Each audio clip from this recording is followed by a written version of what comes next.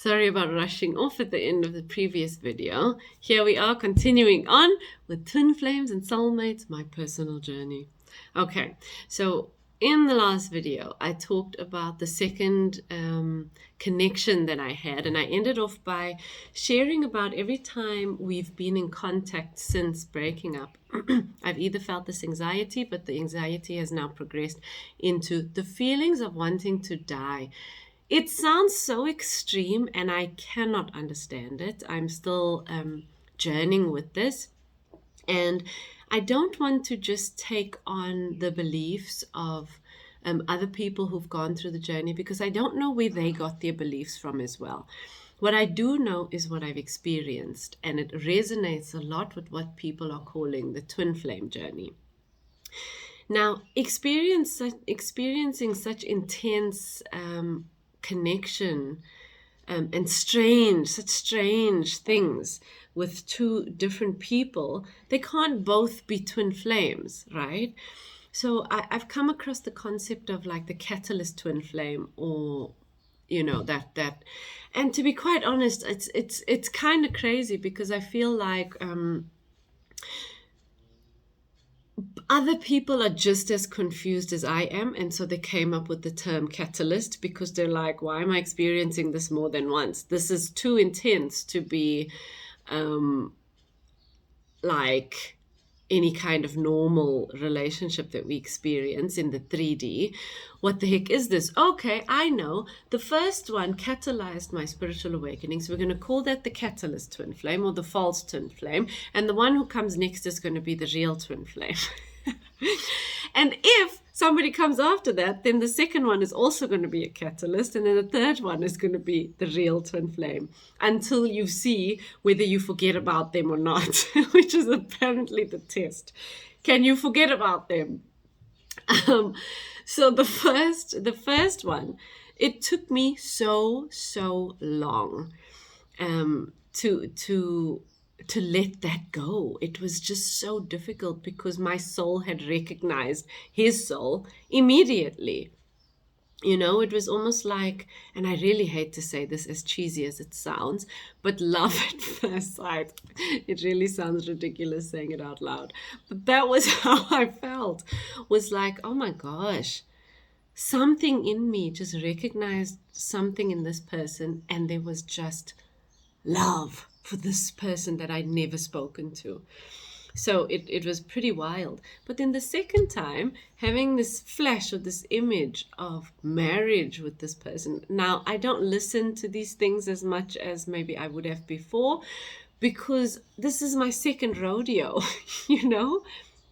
It's like, it still like kind of haunts me every now and then, especially in the first 2 months of us breaking up, and all of this twin flame stuff rushing onto my YouTube again and finding me all over the place. And then I had one of my clients where the topic came up as well. And it was just like, okay, I feel like this term is following me around, but I was getting extremely frustrated with it. Like, I don't know what to believe. I don't know what this is. I don't want to believe. I don't want to believe in what other people have heard being classified as something because of common experiences, but nobody really knows.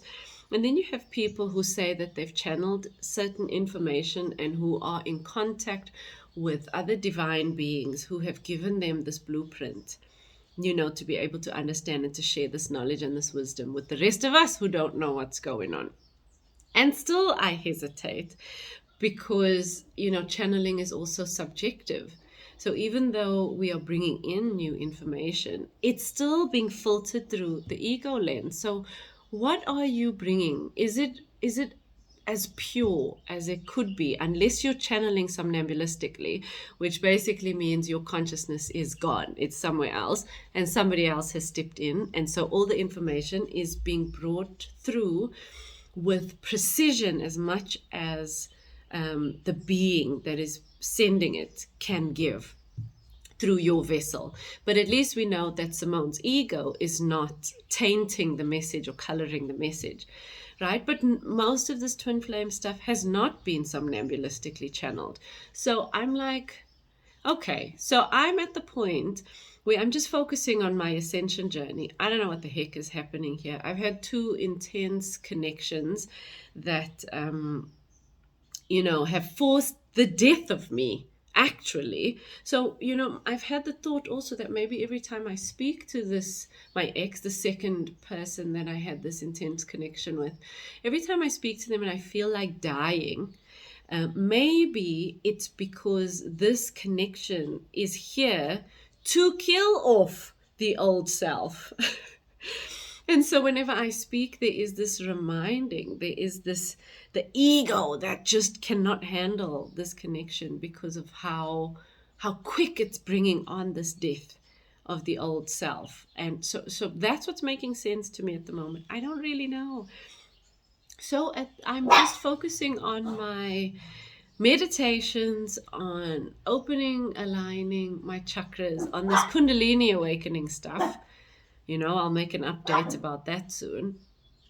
And hopefully the answers find me in a way that makes sense to me, not through somebody else's interpretation, but through direct knowledge, wisdom, experience, information, whether that's through astral projection and actually having a conversation with a higher being that is able to give me this information, or whether that's through my own channeling, or through something, some kind of knowing, some clear cognizance, but not through somebody else. And I really, really encourage this. I've encouraged this so much with my, the first awakening, as well as when I teach anything, when I'm doing any kind of spiritual teaching, is to empower the people who come through my doors to seek the answers directly through experience and not through my words, not through my experience, not through somebody else's experience or their words, not through an ancient text, though they can be helpful on the path in pointing you in the direction of walk this way, this, kind of guiding you gently in the direction of, you have to let go of them, because at the end of the day, you are the guru, you are the master. And I had completely forgotten this, and am being reawakened to this again, this wisdom, this knowledge, this empowerment of self. It helps to listen to other people's experiences, because it makes you feel not so alone. Like, okay, I'm not so crazy. Maybe I am, right? But essentially, it just it feels comforting to know that you are not the only one going through this insanity, right? There are other insane people in the world, and somehow all us insane people are coming together to create more insanity more sanity than the current insanity of the world.